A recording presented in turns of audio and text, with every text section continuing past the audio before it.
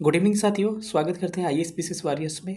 और काफ़ी दिनों के बाद से फिर से हम पटना आ चुके हैं और जहाँ पे हर चीज़ें रुकी थी फिर हम लोग वहाँ से स्टार्ट करेंगे और जहाँ पे जो भी मैंने वादा किया था उसको धीरे धीरे मैं पूरा करने की कोशिश करूँगा।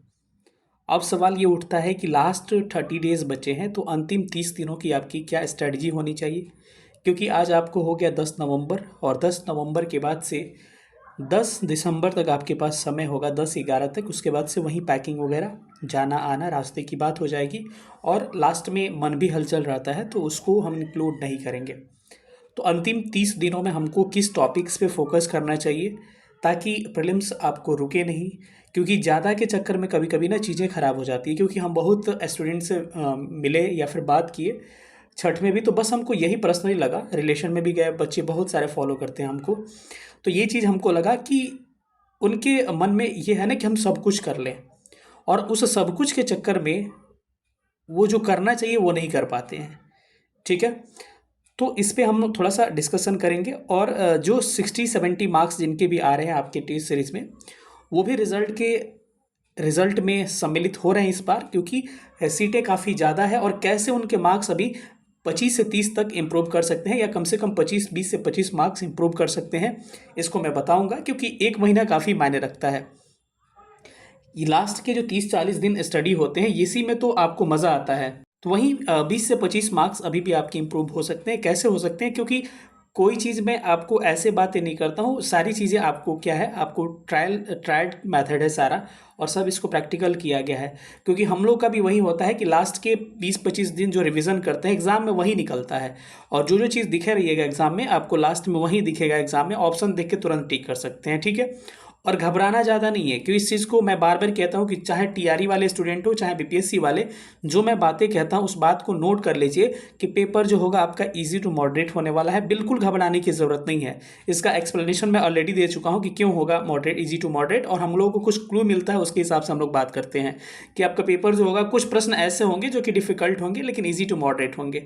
ठीक है, क्योंकि हर चीज़ें अनुभव के आधार पर पता चल जाती है और थोड़ा सा मेहनत करिए, आपका प्रीलिम्स नहीं रुकेगा। चलिए हम लोग सेशन को स्टार्ट करते हैं। जो लोग भी नए होंगे चैनल को सब्सक्राइब करके चैनल से जुड़ जाइएगा। नीचे टेलीग्राम ग्रुप का लिंक दे रहा हूँ कमेंट पिन में, वहां से टेलीग्राम ग्रुप ज्वाइन कर सकते हैं और आपको काफ़ी हेल्प मिलेगा। आपकी ये प्रिपरेशन जो कर रहे हैं अपने 17 बीपीएससी का, काफ़ी हेल्प मिलने वाला है।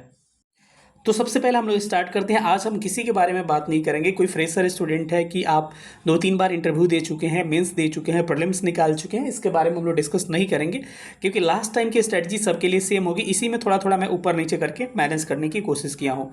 स्टार्टिंग में आपको किन बातों पर ध्यान रखना है कि की टू सक्सेस आपका क्या होगा, किन किन बिंदु पर फोकस करिएगा कि आपकी सक्सेस की चाबी खुलेगी।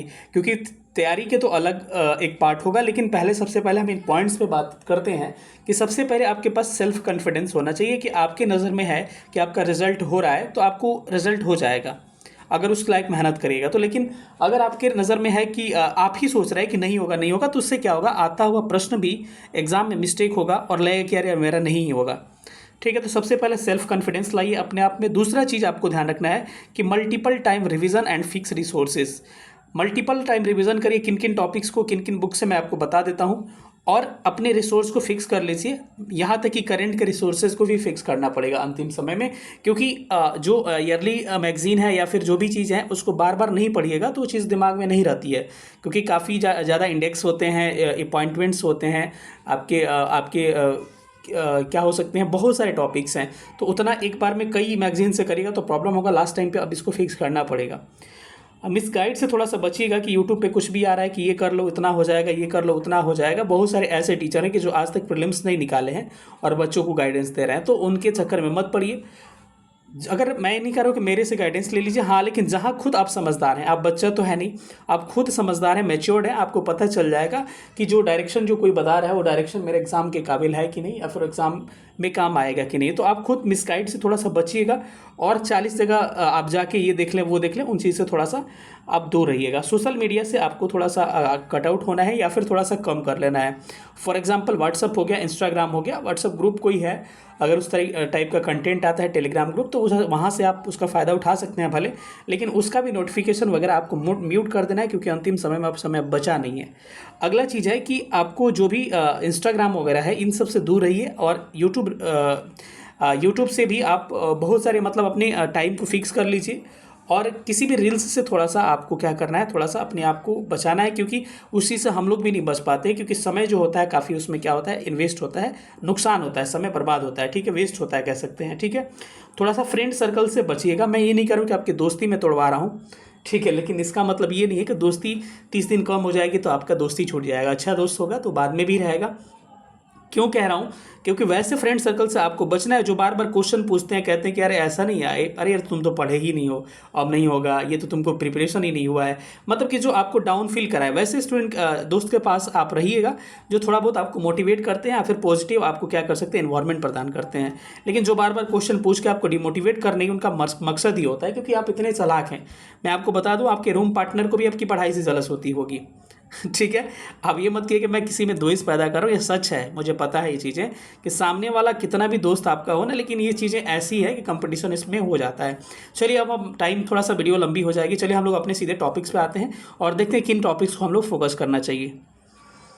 ऊपर में जो लिखा हुआ जीएस पॉइंटर वगैरह उस पर ध्यान मत करिएगा, मैथ्स पीवाईक्यू इस पर भी फोकस मत करिएगा। सबसे पहले हम पहला पॉइंट से शुरुआत करते हैं, और पीवाईक्यू बीपीएससी मल्टीपल टाइम आपको करना है। ये आपको 10 से 15 मार्क्स केवल ये बढ़ा सकता है, ठीक है। जितने भी बीपीएससी में आज तक एग्जाम में सवाल पूछे गए हैं उसको क्वेश्चन को क्या करना है, मैं पूर्वालोकन की बात नहीं कर रहा हूँ। बीपीएससी में जितने सवाल पूछे गए आज तक 1992 से लेकर अभी तक, और खासकर फोकस किससे करना है, आपको खासकर 60-62 वाले पे ज़्यादा फोकस करना है। क्वेश्चन तो सब लगाना है, लेकिन ऐसे इधर प्रश्न आएंगे 60-62 से लेकर 69 तक, इन प्रश्नों को थोड़ा सा ऑब्जर्व करना है ठीक से, और केवल क्वेश्चन नहीं लगाना है, इसको ऑब्जर्वेशन करना है कि इस टॉपिक से पूछा है तो इस टॉपिक से और क्या प्रश्न बन सकते हैं। बम कांड के बारे में पूछा है तो अब पूछ सकता है कि बम कांड में किस पे बम फेंकने की कोशिश की गई थी, या फिर किस डेट को की गई थी, कौन सा जगह था, किसमें फांसी हुई, कौन आत्महत्या कर लिया, ये सब चीज़ों को थोड़ा सा आपको ध्यान देना पड़ेगा, ठीक है। माइकल ओ डायर के बारे में पूछा है कि मारा है, तो कर्नल वाइली के बारे में पूछ सकता है। तो ऐसे आप निकालिए टॉपिक्स प्रीवियस ईयर से, केवल आपको प्रीवियस ईयर करने से नहीं होगा, ठीक है। और मैं कोशिश कर रहा हूँ कि मैराथन वीडियो पीवाईक्यू का सब्जेक्ट वाइज 2-3 वीडियो में आपका सारा मैराथन पीवाईक्यू ही कंप्लीट करवा दूँ, मैं कोशिश कर सकता हूँ इसमें, लेकिन अभी मैं गारंटी इसकी नहीं देता हूँ, ठीक है। तो पीवाईक्यू पर फोकस करना है। दूसरा चीज़ करंट अफेयर्स पे आपको फोकस करना है। करंट अफेयर्स पे आपको करना क्या है, सुन लीजिए। करंट अफेयर्स में बहुत सारा सेक्शन है। एक तो वन लाइनर वाला सेक्शन होता होगा जिसमें पूरा लिखा होगा कि राष्ट्रीय अंतर्राष्ट्रीय के बारे में, पूरा वन लाइनर के फॉर्म में, और आंसर सामने दिया होगा। दूसरा चार्ट होता है, जैसे इंडेक्स हो गया, आपके अपॉइंटमेंट्स हो गए, कोई उत्सव हो गया, या फिर कोई सैन्य अभ्यास हो गया, एक्सरसाइज वगैरह हो गया, तो वो दिया रहता है, ठीक है। या फिर कोई अवार्ड्स हो गए, कोई डेथ हो गया, तो ये चार्ट। तो आप अपना टाइम फिक्स कर लीजिए कि हमको 1 मंथ का वन लाइनर एक तरफ से पढ़ना है, और एक तरफ से एक दिन में 4-5 चार्ट्स पढ़ना है। ऐसे करके किसी भी मैगजीन पे एक अच्छा पकड़ बना लीजिए। अब 4-5 मैगजीन पे मत भटकिएगा। एडिटोरिया, एसपीडी, आई दृष्टि, या फिर कह सकते हैं क्रॉनिकल, या फिर आपको घटनासार, या फिर कह सकते हैं परफेक्शन, जो भी पढ़ते हैं। मैं किसी का नहीं कहता हूँ कि ये शिकायत है, लेकिन मैं प्रेफरेंस ये आजकल सबसे ज़्यादा पॉपुलरिटी 2 की है और अच्छी भी है, एडिटोरिया या फिर एसपीडी, या फिर जो भी कर रहे हैं उसको क्या करिए, थॉरली उसको देखते जाइए, और उसको बार बार ऐसे कर लीजिए कि आपके माइंड में सेट हो जाए कि इस साइड में ये चीज़ दिया गया है। तो ये चीज़ें क्लियर हो गई। अब दूसरा चीज़ हो गया कि इसका एमसीक्यूज जितना अधिक से अधिक करंट अफेयर्स का लगाने की कोशिश करिएगा, ज़्यादा अच्छा होगा। जब भी आप थके हो, मैं नहीं कह रहा हूँ कि ऐसे पढ़ते टाइम, लेकिन जब भी आपको थकान फील हो, आप खाना खा रहे हैं, या फिर आपके टाइम लगता है कि हाँ वेस्ट हो सकता है, उस टाइम पे क्या करिए कि मैंने बिहार करंट का मैं एमसीक्यू करा चुका हूँ, लगभग 650 एमसीक्यूज़ है। उसके बाद से एडिटोरिया करंट का मैं 750 एमसीक्यूज़ करा चुका हूँ पूरा, उसमें 1 साल से ज़्यादा का है। उसके बाद से आपको एसपीडी का आपको 812 क्वेश्चन एमसीक्यू करा चुका हूँ। सबका लिंक आपको नीचे पिन कमेंट में मैं दे रहा हूँ। जब भी टाइम मिले तो उन वीडियोस को थोड़ा सा देखिएगा। उससे क्या होगा कि सारा देखे रहिएगा ना, तो आपके ऑप्शंस जो होंगे ना, देखते ही आंसर याद आ जाएगा। क्योंकि एमसीक्यू खुद से लगाने बैठिएगा उसमें समय लगेगा, लेकिन जब भी समय मिले 1 घंटा देख लीजिए, 30 मिनट देख लीजिए, 15 मिनट देख लीजिए, फिर समय वहाँ से पॉज करके फिर जब समय मिले आगे उसको देखते रहिएगा। इससे क्या होगा, एडवांस होगा, और इससे क्या होगा, आपका आउटपुट बढ़ेगा और आपका निखार आएगा इससे, क्योंकि प्रैक्टिस क्वेश्चन से बहुत ज़्यादा, और खुद भी उसमें आंसर देने की कोशिश करिएगा, ठीक है। अगला हो गया कि बिहार करंट के बारे में क्या करें। तो बिहार करंट के बारे में कोई बड़ा चीज़ बिहार करंट होता नहीं है। यहाँ से 5-10 जो भी प्रश्न आते हैं, तो इसका एडिटोरिया, एसपीडी, या फिर कह सकते हैं दृष्टि का, जिसका भी आता दृष्टि का भी आता है, तो किसी का भी कर लीजिएगा। और ये नेशनल करंट के लिए मैं, हाँ, तो उसके बाद से एमसीक्यू जो मैं वीडियो की बात कर रहा हूँ 650 क्वेश्चन मैं करा रखा हूँ, उसको आप देख सकते हैं। लगभग 10.5 के से ज़्यादा बच्चे उसको देख चुके हैं 10,500 से, तो आप उसको देख सकते हैं। काफ़ी अच्छे तरह से मैं उसको कराया हूँ। नेशनल करंट में एक चीज़ और ऐड करना चाहूँगा कि जो एनालिटिकल या फिर कह सकते हैं कंसेप्चुअल जो चीज़ पढ़ना है, उसको मैं प्रतियोगिता दर्पण स्टार्ट किया था, जो कि 3 महीना करा के छठ में स्टॉप हो गया। अब मैं क्या करूंगा कि छठ के बाद से आया हूं, तो जल्दी जल्दी एक सप्ताह में लगभग सारा प्रतियोगिता दर्पण जनवरी से लेकर आपको जहां तक कराया लास्ट तक, वहीं अक्टूबर नवंबर तक मैं करवा के, और एक वीडियोस लास्ट में मैं क्या करूंगा आपको रिवीजन के लिए दे दूंगा। वो वीडियो 7-8 घंटे की हो जाएगी, जब भी टाइम मिले उसको देख लीजिएगा। लेकिन अभी जो प्रतियोगिता दर्पण पड़ा हुआ है, करेंट सेक्शन खोलिएगा, या फिर पीडी करके एक सेक्शन मेरा बना हुआ है प्रतियोगिता दर्पण, उसको खोलिएगा तो प्रतियोगिता दर्पण हमको लग रहा है कि 2024 करके लिखा हुआ है, उसमें सारा वीडियोज़ मेरा मिल जाएगा। ठीक है, क्योंकि इतना वीडियो पिन करना भी पॉसिबल नहीं हो पाता है। आगे चलते हैं मॉडर्न हिस्ट्री में चलते हैं। तो मॉडर्न हिस्ट्री, सबसे पहले मॉडर्न हिस्ट्री पर फोकस करना है।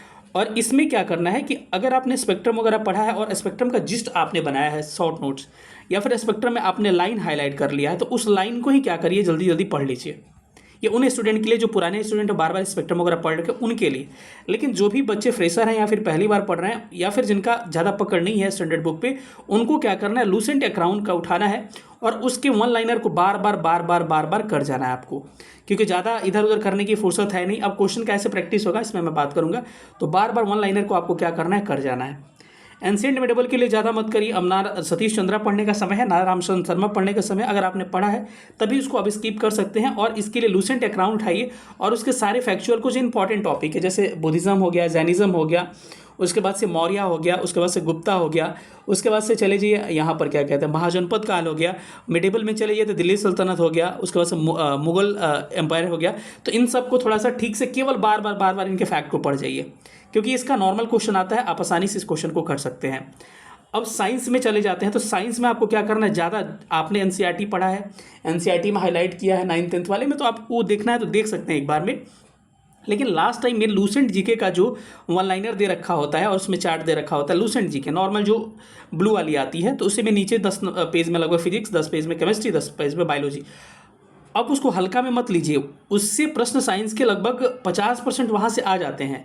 बाकी जो बच गया एनालिटिकल होता है, बहुत सारी चीज़ें होती है, आपका पीछे का एनसीईआरटी पढ़ा हुआ या फिर जो भी क्वेश्चन लगाए हैं वो काम आएगा। लेकिन आपका वो जो 50% आसान सा क्वेश्चन होंगे, वहीं गलती होता है 2-4 प्रश्न, और आपका रिजल्ट कट ऑफ मार्क्स से रुक जाता है। तो आप कभी भी उस चीज़ से मत चूकिए जो सब बना रहा है ना, वो नहीं बनाइएगा, आपका रिजल्ट नहीं होगा। लेकिन जो सब नहीं बना रहा है, अगर वो नहीं भी कुछ बनाइएगा तो आपका रिजल्ट हो जाएगा, क्योंकि कंपटीशन आप ही के बीच में है, दूसरे ग्रह से लोग नहीं आ रहे हैं। तो अभी आपको क्या करना है, लूसेंट जीके उठाना है, और साइंस का जितना वन लाइनर है चाट जाइए एकदम, उस पर पूरा अच्छा से पकड़ होना चाहिए। क्योंकि हम लोग भी इतना बार किए हैं, लेकिन फिर भी कभी कभी चीज़ें कोई लगती है कि अरे नहीं मिल गई या फिर भूल गए। ठीक है, तो आपको भी ऐसा फील होगा, तो उसको थोड़ा सा कर लीजिए, इसको मल्टीपल टाइम आप इसको क्या करिए, थोड़ा सा पढ़ लीजिए।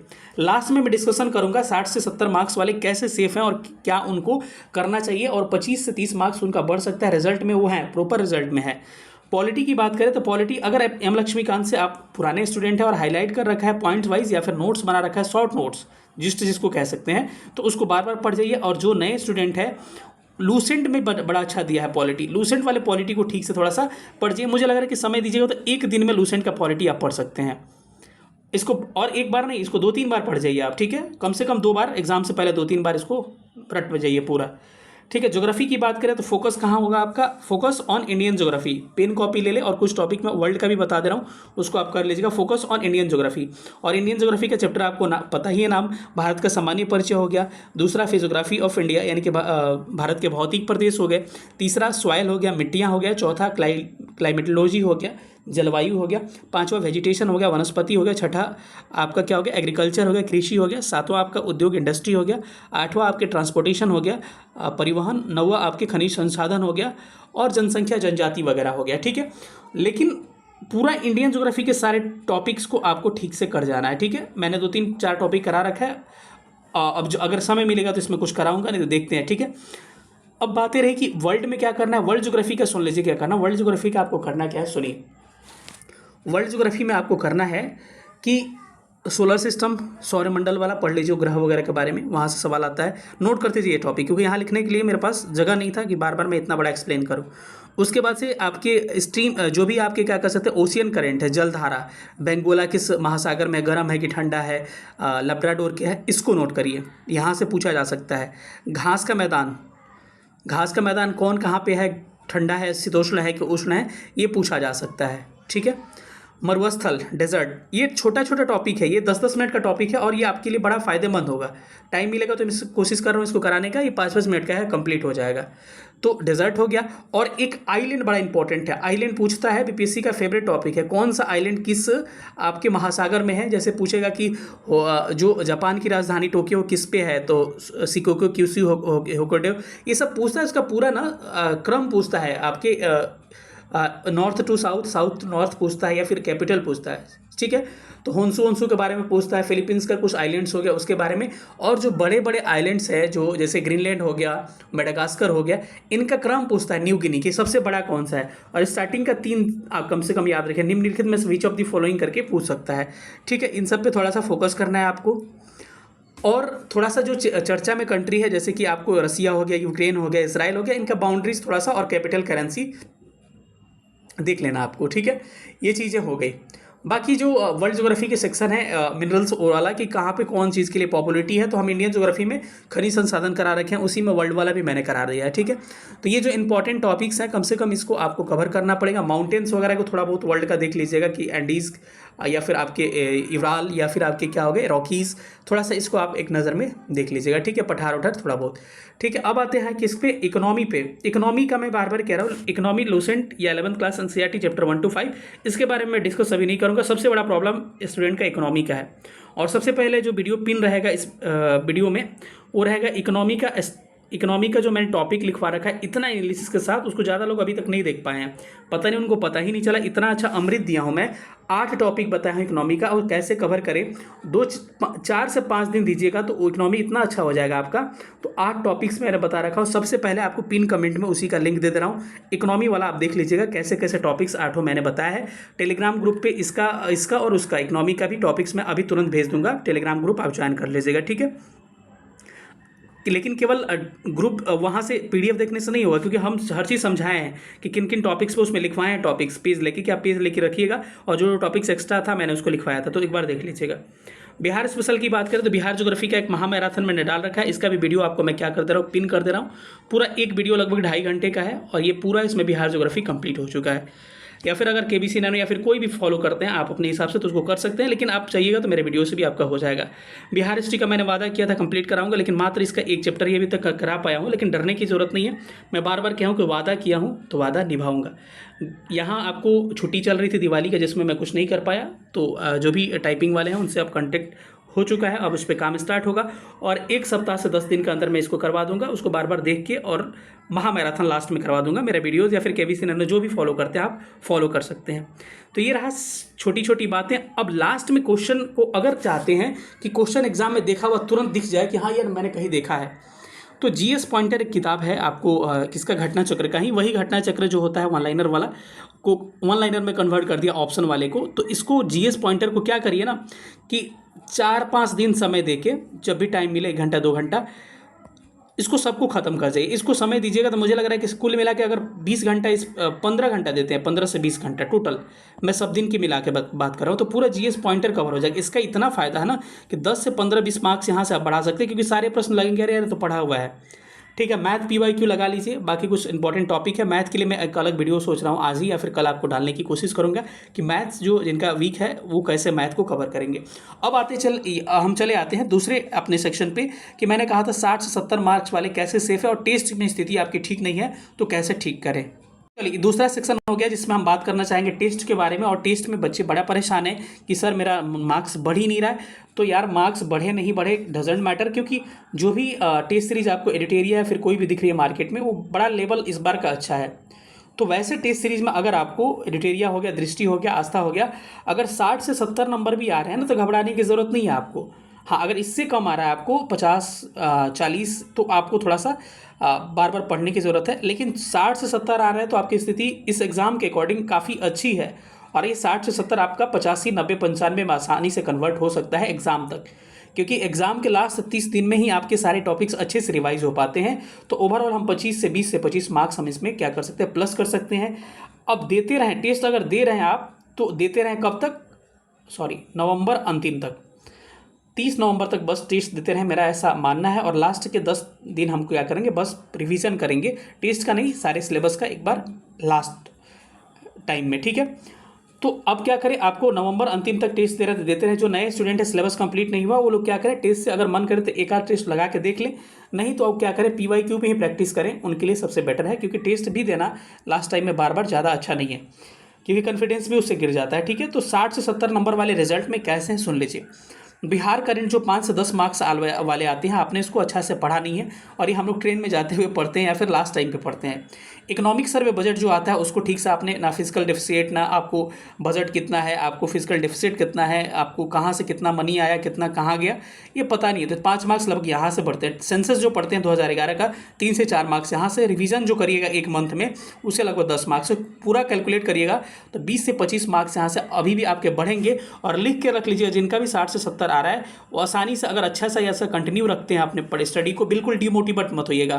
तो 20 से 25 नंबर ऐड होगा तो आप ये 90-95 के आसपास चले जाएंगे, जो कि अगर मेल भी हैं, ईवार भी हैं, तो कोई आपको दिक्कत नहीं होगा। और फीमेल है तो उनका तो पूछना नहीं, आसानी से रिजल्ट हो जाएगा, ठीक है। तो बिल्कुल डिमोटिवेट मत होइएगा, मुझे पता है, क्योंकि हम लोग भी ये चीज़ को फेस किए हैं कि पहले स्टार्ट किए थे, टेस्ट में कम नंबर आया, पता चला 2 दिन पढ़ाई नहीं हुआ। तो ये नुकसान मत करिएगा, वो ज़्यादा मार्क्स मायने आपके नहीं रखते हैं, आपकी कंसिस्टेंसी मायने रखती है, लगातार लगे रहें। मैं कहता हूँ कि बार बार कहा जाता है कि रसरी आवत जात पर सिर पर परत निशान, ऐसे होता है ना, वो कहा जाता है कि सिंपल सी बात है, उतना मुझे कहावत नहीं आता है कि एक बार बार रस्सी के आने जाने से पत्थर भी घिस सकता है। तो आप बार बार प्रैक्टिस करिएगा तो एक प्रीलिम्स एग्जाम कौन सी बड़ी बात है, रिजल्ट ज़्यादा आने वाला है, आसानी से रिजल्ट हो जाएगा। और कंपटीशन कोई बाहर से नहीं है, आप ही के बीच में से लगभग 4 लाख स्टूडेंट है जो एग्जाम देंगे, 3.5-4 लाख, उन्हीं में से कंपटीशन है। तो डरने की जरूरत नहीं है, जैसे आप डर रहे हैं सब वैसे एक दूसरे से डरे हुए हैं, ठीक है। और सबकी स्थिति एग्जाम में जाने के बाद से वहाँ फील होती है कि कैसी है। डिमोटिवेट मत होइएगा और अपने आप को किसी से कम मत आकिएगा, क्योंकि भगवान सबके अंदर एक अलग हुनर दिए हैं और आपके अंदर भी एक अलग हुनर है। मिलेंगे अगले सेशन में, तब तक अपना ख्याल रखिएगा। सेशन देखने के लिए बहुत बहुत धन्यवाद। और निरंतर आपको स्टडी वाले वीडियोस भी अब देखने को मिलेंगे इस चैनल पर, और प्रतियोगिता दर्पण भी आपको मिल जाएगा और बिहार हिस्ट्री भी मिलेगा। जो लोग भी नए होंगे चैनल को सब्सक्राइब करके जुड़ जाइएगा। नीचे मैंने जितना वीडियोज़ कहा पिन कमेंट में, आपके चाहे बिहार ज्योग्राफी मैराथन हो गया, या फिर आपके करंट अफेयर्स एडिटोरिया वाला हो गया, नेशनल और बिहार दोनों का, या फिर एडिटोरिया स्पीडी का 812 MCQs हो गया, नीचे सारे वीडियोस पिन कमेंट में डाल दे रहा हूँ। नीचे टेलीग्राम ग्रुप का ज्वाइन कर लीजिएगा। और पिन कमेंट में एक इंपॉर्टेंट वीडियोज़ इकोनॉमी वाला स्ट्रेटजी मत देखिएगा, भूलना मत देखिएगा, ठीक है, देखना मत भूलिएगा, वो इंपॉर्टेंट है आपके लिए, क्योंकि यहाँ उसका डिस्कशन मैं नहीं किया हूँ। सबसे बड़ा इशू स्टूडेंट के साथ वही है। सेशन देखने के लिए बहुत बहुत धन्यवाद, थैंक यू सो मच। और मोटिवेट होकर पढ़िए, इस बार आर नहीं तो पार। Thank you. सेशन देखने के लिए बहुत बहुत धन्यवाद।